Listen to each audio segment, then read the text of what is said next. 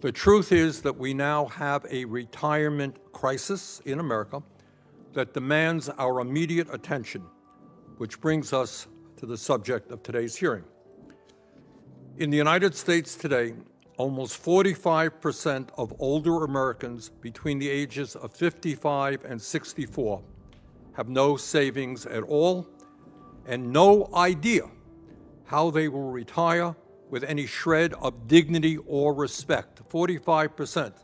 Amidst a challenging economy marked by rising rates, inflation, and other expenses as the nation endeavors to recover from the aftermath of COVID-19, older Americans, particularly those approaching retirement, find themselves grappling with unforeseen financial strains. Retirement, once seen as a time of respite, is now becoming a luxury for many. Larry Fink, CEO of BlackRock, recently warned the government about this trend. Let's watch what Larry first said about this crisis. And so over the past year, I heard more and more conversation about retirement, the retirement crisis, from many parts of the world, from middle-class developing countries to developed countries. The acute problem here in the United States is that we have still 57 million Americans who don't have any savings or any retirement plan. Some Americans are already living on scant incomes, and here comes the retirement crisis, which seems to take away the hope of reprieve in their later years. This is something a handful of lawmakers need to change. For instance, Mr. John is a single father of two who works hard every day to stretch his paycheck. Fortunately enough, he makes a good salary in the $90,000 range. But by the time all of his essential expenses, like groceries, car payments, mortgage, childcare, and other unexpected bills, there is not much left to spare. While he overworked himself, he ought to look forward to his retirement days and the financial reward. But now that crisis looms, his retirement plans, such as several other Americans, sit on the fire. Why many think Social Security is enough for retirement plan? Social Security is a fantastic foundation for retirement, but if that's all you have when you retire, you're going to be living in poverty, below the poverty line, because it just is not, it's supplemental, but it's not meant to be the totality of what you have in retirement. Social Security is a social insurance program that provides an inflation-indexed lifetime annuity to aged beneficiaries. In addition to enjoying the protection provided by indexing, a prospective beneficiary who delays claiming Social Security benefits essentially purchases additional longevity insurance by raising their lifetime monthly benefit. In December 2022, over 63 million individuals received their Social Security benefits. Approximately 183 million people were covered in 2023. President George Bush even attempted to privatize this Social Security during his tenure in 2005, citing that people would fare better if they invested in asset markets rather than contributing to Social Security. However, Americans weren't ready for that, and they highlighted the high transition cost and investment risk. Many Americans think this program is enough for them, and it has become the predominant source of income for low-income households. It is also a critical anti-poverty program. Its role extends beyond retirement by providing life insurance to covered workers and their survivors. Many observers regard Social Security benefits as the base of retirement income, particularly because benefits are a steady and reliable resource for almost all aged households. How long should we work? The other question is, should we reevaluate how we work and how long we work? Because we all need purpose in life. And in most people find purpose, obviously, maybe with their grandchildren, their children, their community. Many people find purpose in their jobs. Like many other countries, the United States implies a target retirement age by setting the Social Security maximum benefit at 70. An influential report from the National Academy in 2012 even argued that the average work life is 48 years. You start work at 22 and work until 70. And if you start work at 18, the target work life is 52 years. Won't having a target work-life number for the average nation's citizens be convenient? But no. Recent surveys suggested that many working Americans don't think they will ever retire. And the main reason 1 in 5 Americans don't want to retire is the fear that they don't have enough savings. A new report from Senator Bernie Sanders, the chair of the Senate Health, Education, Labor, and Pensions Committee, looks at the bleak future facing some older Americans and those who hope to retire someday. Here's what the lawmaker said. All right, that's the problem. What do we do to address that crisis? First, at a time when far too many seniors are living in poverty and many have nothing in the bank for retirement, we must expand Social Security, not cut Social Security, as many of my colleagues in Congress would have us do. Sanders highlighted in his report that Americans deserve to retire with dignity after a lifetime of hard work. However, with the retirement system focused on increasing profits for Wall Street, a financially secure retirement is beyond the grasp of many workers. Americans' struggle to comfortably retire could prove costly and devastating for retirees who may find themselves cash-strapped and unable to afford health care or housing later. A 2023 Pew Charitable Trusts study suggests that as more households with older Americans become financially vulnerable from 2021 to 2040, state governments will take a $1.3 trillion hit. And for some, the retirement crisis is already here. According to the Census Bureau's current population survey, just over half of Americans older than 65 live on incomes of $30,000 or less yearly. The largest share, just under 23%, has incomes between $10,000 and $19,999. Let's listen to what Sanders said. 1 out of every 4 senior citizens in America are trying to live on an income of less than $15,000 a year. Think about that.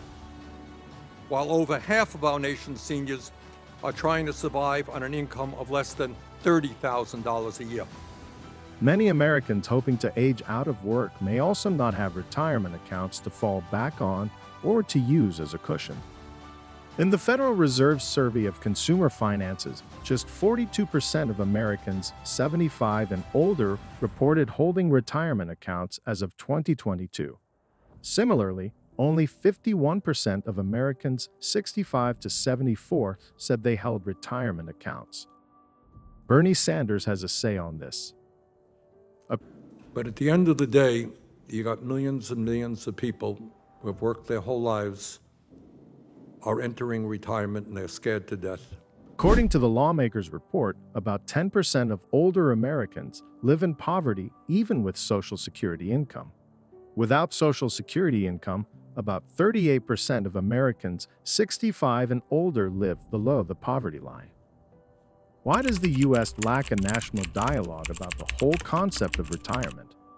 It has become clear now that the world faces a looming retirement crisis that requires a rethink of pensions and working patterns as medical breakthroughs boost longevity. Concerned about this, BlackRock's chief executive Larry Fink warned in his closely watched annual letter to chief executives and investors. Here's what he said during an interview with Bloomberg. But we solve problems through conversation. Right. And the one area where we have no conversation is the affordability of retirement and the whole concept of retirement. And we need to start a global and, most importantly, a national dialogue. Fink, whose previous messages have helped boost interest in stakeholder capitalism and climate change, cited UN projections that 1 in 6 people globally would be older than 65 by 2050, up from 1 in 11 in 2019, as he called for increasing global use of capital markets to help workers save for old age.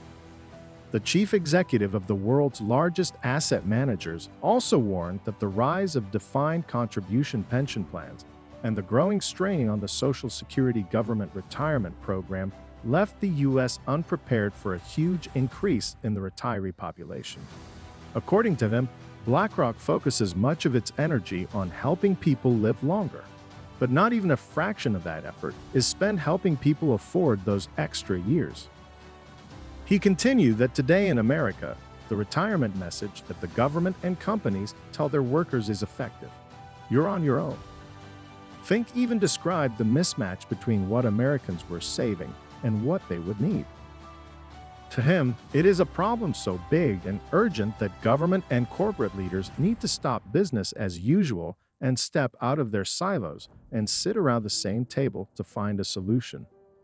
According to Pew Research, people simply are not going to have enough money to live on, given their current level of savings, and that's what Fink said here. The acute problem here in the United States is that we have still 57 million Americans who don't have any savings or any retirement plan. In 2020, about 43% of households, comprising people aged 65 and over, had less than $75,000 in income, which is the amount of income Pew reports indicate financial vulnerability. The gap between the resources retirees will have and the resources they need is substantial. In 2020, the average shortfall was $6,740. Unfortunately, as the population ages, fewer workers will be needed relative to the number of seniors facing these shortfalls, so a smaller number of people will need to cover these high costs. As a result, Pew reports that the additional taxpayer liability due to inadequate retirement savings will be about $13,600 per household. According to the Bureau of Labor Statistics, the number of U.S. workers in the labor market over 75 is expected to nearly double over the next decade, creating a looming retirement crisis. Retirement savings in the United States were long considered a three-legged stool. Americans had pension plans, Social Security benefits, and defined contribution plans like the 401k. Not anymore. Pension plans are nearly extinct. About half of private sector workers were covered by those defined benefit plans in the mid-1980s, but by 2022, only 15% had them. Social Security payments still provide about 90% of income for more than a quarter of older adults, according to Social Security Agency surveys. However, the Social Security Trust Fund is facing a 75-year deficit. Without intervention, it will be depleted by the mid-2030s, meaning that only a portion of retirees' expected benefits will be paid out. Let's hear what Fink said about it as well. Social Security is a fantastic foundation for retirement, but if that's all you have when you retire, you're going to be living in poverty. What's left is the 401k, which 68% of private industry workers have access to, but only 50% use. However, saving for retirement is a far-off thought for many Americans. According to Bankrate data, just 44% of U.S. adults could afford an emergency expense of $1,000 or more from their savings. High inflation rates, the resumption of student loan payments, and the erosion of pandemic-era savings mean more Americans are losing funds. Many prematurely tap their 401k accounts because of financial distress and paying steep penalties. As a grandfather and American, Fink wrote that more must be done to address high levels of despair among young people. If future generations don't feel hopeful about this country and their future in it, then the U.S. doesn't only lose the force that makes people want to invest. America will lose what makes it America, he wrote. What can someone do to have a better retirement plan? The best way to fix this problem is obvious. People need to save more. But that is a lot easier said than done. Most people know they should save for retirement, but simply can't due to other pressing obligations. Some people may not even be aware of how big their income shortfalls will be if they count on Social Security to support them, and they don't realize these benefits are only designed to replace about 40% of pre-retirement income. Pew Research suggests that if more states offer automated savings programs similar to IRA accounts, this can help to address the shortfall by encouraging people to save more. 11 states have already put these programs in place. Although there is some variation, workers without an employer plan are generally automatically enrolled unless they opt out. More states are also implementing similar plans. If these programs successfully encourage more savings, the retirement shortfall could be solved relatively easily, as Pew found that it would disappear if households save only $1,685 per year extra. But that's not the way we have lawmakers' opinions. Some lawmakers, including Sanders, have proposed legislative solutions such as beefing up Social Security checks, setting up kids with automatic savings accounts, or automatically setting up retirement accounts for lower and middle-income Americans whose workplaces might not offer them. All that comes is older Americans see their adult children leaning on them financially, and Gen Z and millennials weather their economic storms. The last solution I'm going to provide is Fink's opinion. According to Fink, the U.S. could just seek to mimic other countries' programs like Australia. There are other countries like Australia that have a whole unique system whereby you're contributing. He said that 32 years after Australia introduced the retirement savings program in 1992, its citizens likely have more retirement savings per capita than any other country. The nation has the world's 54th largest population with the 4th largest retirement system. But here in America, the youth struggle to hold out hope for their future without more certainty over their finances.